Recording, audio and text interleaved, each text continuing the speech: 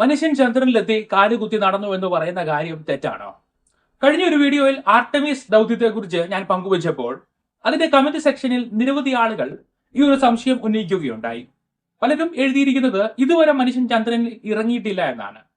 ശാസ്ത്ര പാഠപുസ്തകങ്ങളിലൂടെ മനുഷ്യന്റെ ആദ്യ ചന്ദ്ര ദൗത്യത്തിൽ, അതായത് അപ്പോളോ ദൗത്യം, ചന്ദ്രനിൽ 3 ചന്ദ്രപരിവേഷകർ ഇറങ്ങിയെന്നും അവിടെ നടന്നുവെന്നും അവിടെ നിന്ന് കല്ലുകൾ പെറുക്കിയെന്നും തിരികെ ഭൂമിയിൽ സുരക്ഷിതമായി എത്തിയെന്നും നാം പഠിച്ചിട്ടുണ്ട്.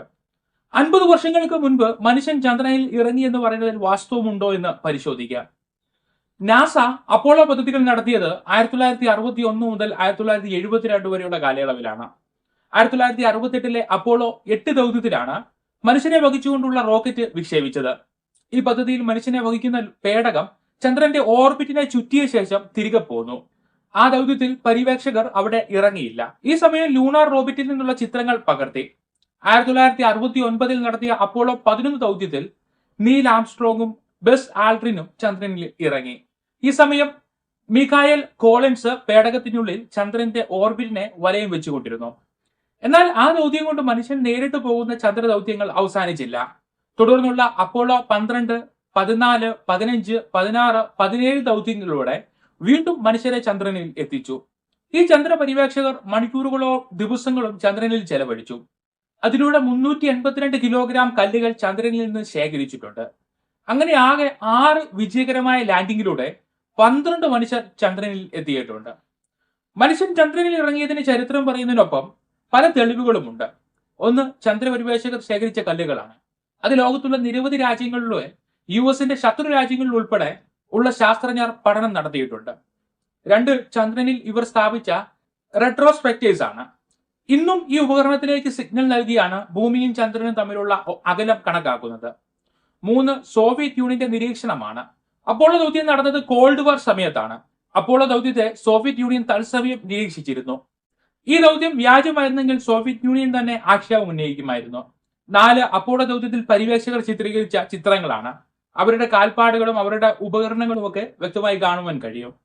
അപ്പോൾ അങ്ങനെ 12ഓളം ആളുകളെ ചന്ദ്രനിൽ എത്തിച്ചിട്ടും സാങ്കേതിക വിദ്യകൾ പുരോഗമിച്ചുകൊണ്ടിരുന്നിട്ടും എന്തുകൊണ്ട് പിന്നെ മനുഷ്യരെ ചന്ദ്രനിലേക്ക് അയക്കാതെ പേടകങ്ങൾ മാത്രം അയച്ചുകൊണ്ടിരിക്കുന്നു എന്നത് വളരെ പ്രസക്തമായ ഒരു സംശയമാണ്. അങ്ങനെയെങ്കിൽ മനുഷ്യൻ ചന്ദ്രനിൽ എത്തിയെന്ന് ഉള്ള അവകാശവാദം വ്യാജമാണോ? ഇതിനുള്ള ഉത്തരം ചെന്നെത്തുന്നത് രാഷ്ട്രീയത്തിലേക്കാണ്. ചന്ദ്രനിൽ മനുഷ്യരെ എത്തിച്ചത് കൊണ്ടോ ഗവേഷണങ്ങൾ നടത്തിയത് കൊണ്ടോ പ്രത്യക്ഷത്തിൽ ഒരു ഗുണവും ഉണ്ടാകുന്നില്ല. എന്നാൽ രാഷ്ട്രങ്ങൾ ഇത്തരം ചന്ദ്ര ദൗത്യങ്ങൾ നടത്തുന്നത് അവരുടെ മേൽക്കോയ്മ വർദ്ധിപ്പിക്കുവാനാണ്. അപ്പോളോ ദൗത്യത്തിലൂടെ ആദ്യമായി മനുഷ്യനെ ചന്ദ്രനിൽ എത്തിച്ചതിനുള്ള റെക്കോർഡ് അമേരിക്ക സ്വന്തമാക്കി കഴിഞ്ഞു. അതോടെ ആ മത്സരം അവിടെ തീർന്നു. പിന്നെ നാസ അത്തരം ദൗത്യം നടത്താതിരുന്നത് മനുഷ്യനെ ചന്ദ്രനിൽ ഇറക്കി തിരിച്ചെത്തിക്കുന്നതിന് വരുന്ന ഭീമമായ ചിലവ് പരിഗണിച്ചാണ്. കാലാവസ്ഥാ പഠനത്തിനും മറ്റുമായുള്ള ഡിവൈസുകൾ ആദ്യ ദൗത്യത്തിൽ സ്ഥാപിച്ചത് കൊണ്ട് തന്നെ മനുഷ്യനെ അടിയന്തരമായി ചന്ദ്രനിൽ ഇറക്കേണ്ട ആവശ്യവും നാസയ്ക്ക് തുടർന്ന് ഇല്ലായിരുന്നു. റോബോട്ടിക്സ് വികസിപ്പിച്ചതോടെ മനുഷ്യൻ അവിടെ ചെയ്യുവാൻ കഴിയുന്ന കാര്യങ്ങളെല്ലാം റോബോട്ടുകൾ മുഖേന ചെയ്യാനുമായി. 1972 ശേഷം നാസ കൂടുതൽ പ്രാധാന്യം നൽകിയത് സാറ്റലൈറ്റുകളുടെ വിക്ഷേപണത്തിനാണ്. സാറ്റലൈറ്റുകളുടെ വിക്ഷേപണത്തിനും സ്പേസ് സ്റ്റേഷനുകൾ നിർമ്മിക്കുന്നതിനുമാണ്. ആശയവിനിമയ സംവിധാനങ്ങൾക്കും കാലാവസ്ഥാ പഠനങ്ങൾക്കുമെല്ലാം ഈ 2 കാര്യങ്ങളാണ് കൂടുതൽ പ്രയോജനപ്പെടുന്നതെന്ന് മനസ്സിലാക്കിക്കൊണ്ടാണ് നാസയുടെ ശ്രദ്ധ ചന്ദ്രനിൽ നിന്ന് ഒരു പരിധിവരെ അകന്നത്. ലോകരാജ്യങ്ങളിൽ മനുഷ്യരുടെ അസാന്നിധ്യത്തിൽ ചന്ദ്രനിലേക്ക് റോബോട്ടിക് ദൗത്യങ്ങൾ നടത്തിയത് പോലും വിരലിൽ എണ്ണാവുന്ന രാജ്യങ്ങൾ മാത്രമാണ്. അതിലൊന്ന് ഇന്ത്യയാണ്. മറ്റുള്ള രാജ്യങ്ങൾ റഷ്യ, ചൈന, ജപ്പാൻ തുടങ്ങിയവയാണ്. ഇവയെല്ലാം ചില റെക്കോർഡുകളെ ലക്ഷ്യമിട്ടുകൊണ്ട് നടന്നതാണ്. ആദ്യമായി ദക്ഷിണ ധ്രുവത്തിൽ പേടകം ഇറക്കുവാനുള്ള ദൗത്യം നടത്തിയത് നമ്മുടെ ചന്ദ്രയാൻ ദൗത്യത്തിലൂടെയാണ് നടന്നത്. റോബോട്ടിക് ദൗത്യങ്ങൾ താരതമ്യേന ചിലവും റിസ്ക്കും കുറവാണ്. കൂടാതെ കൂടുതൽ സമയം അവിടെ റിസർച്ച് നടത്തുവാനുള്ള സാവകാശവും ലഭിക്കും. ഇനി നാസ നടത്തുവാൻ പോകുന്ന ആർടെമിസ് ദൗത്യത്തെ കുറിച്ച് പറയുമ്പോൾ അപ്പോളോ ദൗത്യങ്ങൾ നടത്തിയ അതേ പാറ്റേണിൽ തന്നെയായിരിക്കും ആർടെമിസ് ദൗത്യങ്ങളും. ആർടെമിസ് 1 പര്യവേക്ഷകർ കൂടാതെ പേടകം ചന്ദ്രനിലെത്തും. ആർടെമിസ് 2 മനുഷ്യരെ വഹിച്ചുകൊണ്ടുള്ള പേടകം ചന്ദ്രനെ വലയം വെച്ച് മടങ്ങിയെത്തും. ആർടെമിസ് 3 പര്യവേക്ഷകർ ചന്ദ്രനിൽ ഇറങ്ങും. അപ്പോളോ ദൗത്യത്തിൽ മനുഷ്യൻ ചന്ദ്രനിൽ ഇറങ്ങിയെങ്കിൽ പിന്നെ ഇത്രയും ചിലവേറിയ ആർടെമിസ് ദൗത്യത്തിലൂടെ വീണ്ടും മനുഷ്യരെ അവിടെ എത്തിക്കേണ്ട ആവശ്യം ഇപ്പോൾ ഉണ്ടോ എന്നത് പ്രസക്തമായ ചോദ്യമാണ്. അതിന് ഒറ്റ ഉത്തരമാണ് നാസ നൽകുന്നത്.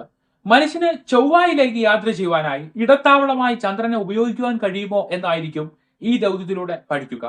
ഒപ്പം പുതിയ സാങ്കേതിക വിദ്യ അടിസ്ഥാനമാക്കിയുള്ള ഡിവൈസുകൾ ചന്ദ്രനിൽ സ്ഥാപിക്കുകയും ചന്ദ്രന്റെ ദക്ഷിണ ധ്രുവത്തിൽ ആദ്യമായി മനുഷ്യനെ എത്തിക്കാനുമാണ് ഈ ദൗത്യത്തിലൂടെ ലക്ഷ്യമിടുന്നത്. ഈ ആർട്ടമിസിന്റെ മൂന്നാമത്തെ ദൗത്യത്തിൽ ചന്ദ്രനിൽ പല സ്ഥലങ്ങളിലായി മനുഷ്യനെ വഹിച്ചുകൊണ്ടുള്ള പേടകം ഒന്നിലധികം തവണ ലാൻഡ് ചെയ്യുകയും ടേക്ക് ഓവർ ചെയ്യുകയും ചെയ്യും. ആദ്യമായി മനുഷ്യരെ ചന്ദ്രന്റെ ദക്ഷിണ ധ്രുവത്തിൽ ലാൻഡ് ചെയ്യിച്ച റെക്കോർഡ് ഇതോടെ നാസയ്ക്ക് സ്വന്തമാകും. ഒപ്പം ആദ്യമായി ചൊവ്വയിൽ മനുഷ്യനെ എത്തിക്കാനുള്ള പഠനം കൂടിയാണ് നാസ നടത്തുന്നത്. എന്നാൽ ഇതിനിടയിൽ ദക്ഷിണ ധ്രുവത്തിൽ മനുഷ്യനെ ആദ്യമായി ഇറക്കുവാൻ ചൈന പദ്ധതി തയ്യാറാക്കുന്നു എന്ന വാർത്തകളുമുണ്ട്. ഇതുകൊണ്ട് തന്നെ മനസ്സിലാക്കാം, ഈ ദൗത്യങ്ങളെല്ലാം റെക്കോർഡുകൾ സമ്പാദിക്കാനും യശസ് വർദ്ധിപ്പിക്കാനുമാണ്. മറ്റ് ഗ്രഹങ്ങളിലേക്കുള്ള ദൗത്യങ്ങളെല്ലാം തന്നെ പറയപ്പെടുന്ന റിസൾട്ടുകളൊന്നും നൽകുന്നില്ല എന്നത് വ്യക്തമാണ്. അപ്പോളോ ദൗത്യത്തെക്കുറിച്ച് ഈ വീഡിയോയിൽ നൽകിയ വിശദീകരണം വ്യക്തമായി എന്ന് ഞാൻ കരുതുന്നു. നാം അപ്പോളോ ദൗത്യം നടന്ന വർഷവും അതിൽ ഉൾപ്പെട്ട 3 പര്യവേക്ഷകരുടെ പേരുകളും മാത്രമേ മുൻപ് അറിഞ്ഞിരുന്നുള്ളൂ. അതുകൊണ്ട് മനുഷ്യൻ ഇതുവരെ ചന്ദ്രനിൽ ഇറങ്ങിയിട്ടില്ല എന്ന് മറ്റുള്ള ആളുകൾ പറഞ്ഞപ്പോൾ വിശ്വസിച്ചു പോയി. എന്നാൽ 3 പേർ മാത്രമല്ല, 1969 മുതൽ 1972 വരെയുള്ള സമയത്ത് 6 ദൗത്യങ്ങളിലൂടെ 12 പര്യവേക്ഷകർ ചന്ദ്രനിൽ എത്തിയിട്ടുണ്ട്. അതിന്റെ ഭൗതിക തെളിവുകൾ ഉണ്ട്. ആ ദൗത്യങ്ങൾ മറ്റുള്ള രാജ്യങ്ങൾ നിരീക്ഷിച്ചിട്ടുമുണ്ട്. ചരിത്രത്തെ നമുക്ക് അവിശ്വസിക്കാം, പക്ഷേ തെളിവുകളെ തള്ളിക്കളയുന്നത് എങ്ങനെയാണ്? ഇനി നടക്കുവാൻ പോകുന്ന ആർട്ടിമിസ് ദൗത്യത്തിലൂടെ മനുഷ്യൻ ചന്ദ്രനിൽ ഇറങ്ങുന്നത് ഭാഗ്യമുണ്ടെങ്കിൽ എനിക്കും നിങ്ങൾക്കും ഇതേ സ്ക്രീനിൽ തത്സമയം കാണുവാൻ കഴിഞ്ഞേക്കും.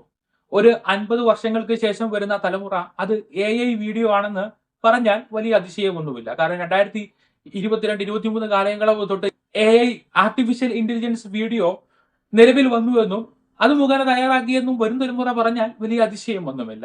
ചന്ദ്ര ദൗത്യങ്ങളെ കുറിച്ചുള്ള ഈ ചെറിയ വിശകലനം ഉപകാരപ്രദമായെങ്കിൽ ഈ വീഡിയോ മറക്കാതെ ലൈക്ക് ചെയ്യുക. ലോകരാഷ്ട്രങ്ങൾ റെക്കോർഡുകൾക്കായി മത്സരിക്കുമ്പോൾ അതെല്ലാം അതിശയത്തോടെ നമുക്ക് കണ്ടുകൊണ്ടിരിക്കാം.